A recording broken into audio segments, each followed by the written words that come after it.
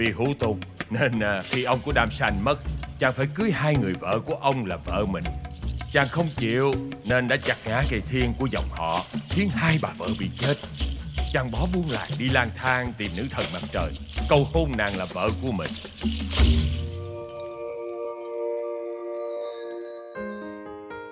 Vì ở trong bóng tối quá lâu nên thị lực của mọi người bị suy giảm nhanh chóng. Công trình nghiên cứu bấy lâu của tôi nhằm chế tạo ra một loại thuốc giúp con người có thể phục hồi thị lực của họ. Tôi có những cộng sự tuyệt vời cùng sát cánh trong dự án này. Trong đó có cả cậu con trai mới tốt nghiệp trường y. Thời buổi này không phải ai cũng được mẫu mắt. Chi phí rất đắt, chỉ dành cho những người ở tầng lớp trên. Tình hình chiến sự trên khắp thế giới vẫn không có dấu hiệu chấm dứt. Những mỏ dầu là địa điểm tranh chấp của các bên vẫn ngày đêm cháy sáng rực, và khói của nó đã che phủ bầu khí quyển của trái đất rất nhiều năm rồi. Không bên nào có động thái để dập tắt những ngọn lửa này.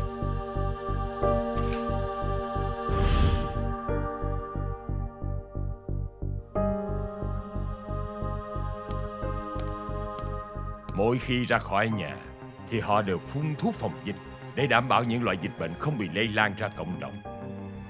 Những kẻ bị mù hoàn toàn là đối tượng thanh trừng của họ. Những kẻ không chịu nổi thì chỉ có duy nhất một con đường giải thoát. Bóng đêm dài dằng dặc, ngày này qua ngày khác. Bạn bè tôi đây, Lão Văn Hào, một nhà thơ sinh ra lạc thời. Câu này thì tôi không nhớ tên vì lần nào cũng xỉn.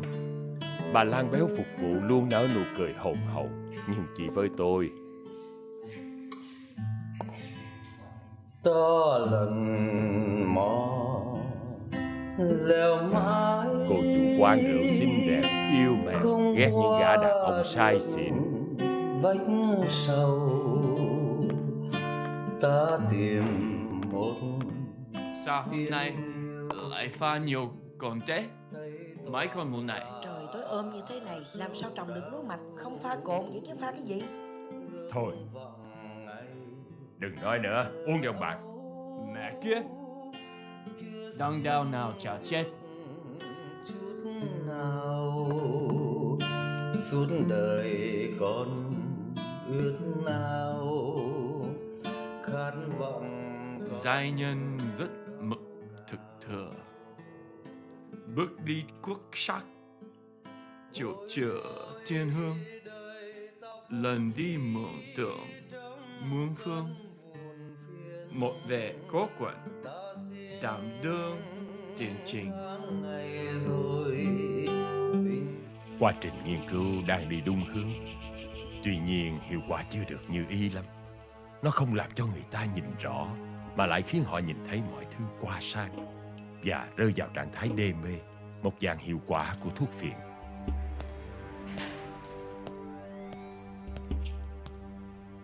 Ông có biết là ông đã tạo ra một thứ thần dược tuyệt vời như thế nào không? Nếu bán đi, ông sẽ rất giàu đó. Trên đã quyết định sản xuất hàng loạt. Không thể như vậy được. Ba tôi sẽ không tiếp nhận đâu, vì nó vẫn chưa hoàn thành. Nếu bố cậu không đồng ý thì tôi e là phải tiết lộ với chính quyền về việc con trai cậu bị mù. Cái gì? Ông không được phép làm như vậy. Quyết định không thuộc về tôi mà là của cậu. Suy nghĩ kỹ đi. Tại sao chỉ vì một hành động nông nổi là đòi sở hữu mặt trời làm của riêng mà Đam San được gọi là một anh hùng hả không? Nếu nữ thần mặt trời chẳng may đồng ý với Đam San thì trái đất đâu có ánh sáng mặt trời nữa. Vậy Đam San là người ích kỷ phải không ông? Không, anh ta là một người thành công vì làm được điều mình thích. Vậy cũng là anh hùng đó chứ. Muộn rồi con. Chào ông đi rồi về. Cho ông nghỉ ngơi nữa. Để ba để xuống. Con về ông nhé. Con không thích kết thúc như vậy đâu. Bữa khác ông kể lại cho con nha. Con về nha ba.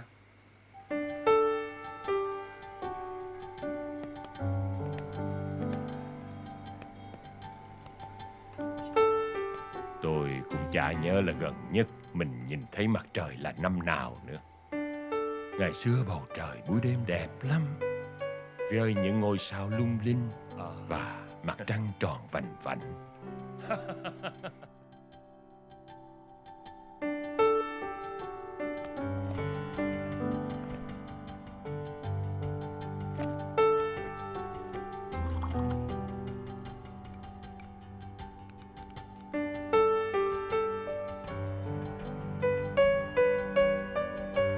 Đây là toàn bộ công trình nghiên cứu của ba tôi. Anh nhớ với lời hứa đó. Tương lai của cậu còn dài. Cậu làm như vậy là đúng đấy.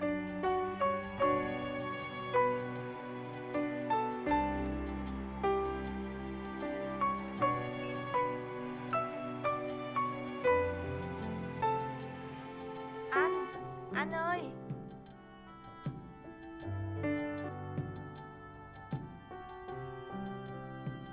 Có một ông già nào, ông cứ đến nhòm bên nhà mình hoài nè anh.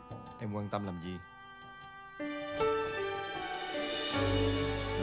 Bóng đêm dài dằng dặc, ngày này qua ngày khác. Con người còn phải sống trong bóng đêm như vậy tới bao giờ nữa? Dạ chào ông. Ông cần gì vậy? Ở đây cô có cái loại thuốc Thuốc gì vậy? TNA 32 không cô? Dạ có. Vậy hả? Tốt quá. Đang trong Hình quá như trình thử nghiệm á. có một sự liên quan rõ ràng giữa công trình của tôi với lại thuốc được bán đầy ở ngoài thị trường này. Hắn là một kẻ cơ hội. Mỗi khi mở miệng là hắn rao giảng đạo đức. Anh đã hoàn thành nhiệm vụ rồi đó.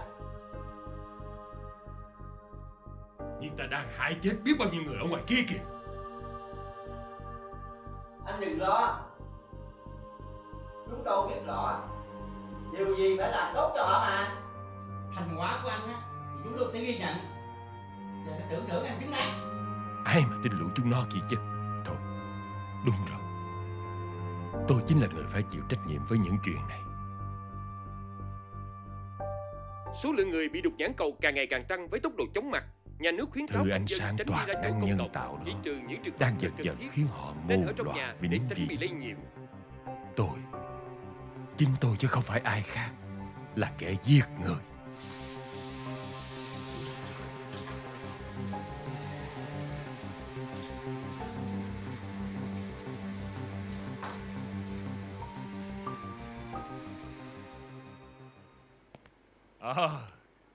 Con chào ba. Chào của ông. Ông nội ơi, Ơi, con sướng quá. sao Ngày con? mai con thấy được ông rồi. Vậy hả? Con sẽ múa rối làm sang cho ông coi nha. Vậy hả? Ông đang chờ con. Thằng bé đã được mổ mắt. Thật là một sự đánh đổi.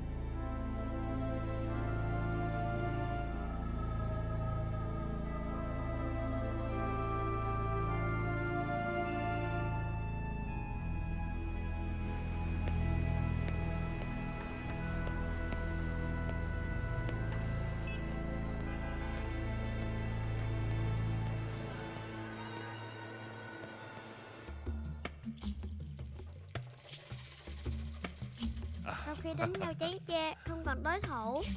Được rồi. Nè, chàng trai ơi. Chàng trai làm ơn chàng trai kể cho chậm lại, để cho ông còn nghe nữa. Sau khi đánh nhau chán chê, không còn đối thủ, Lam Sang bèn quyết định trở về làng cũ và gặp lại cô gái ngày xưa.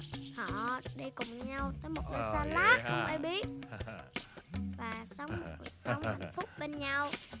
Vậy à? Còn nữ thần mặt trời thì vẫn ở chỗ của nàng và tỏa sáng khắp thế gian. Có vậy thôi đó hả? Câu chuyện tới đây là hết rồi.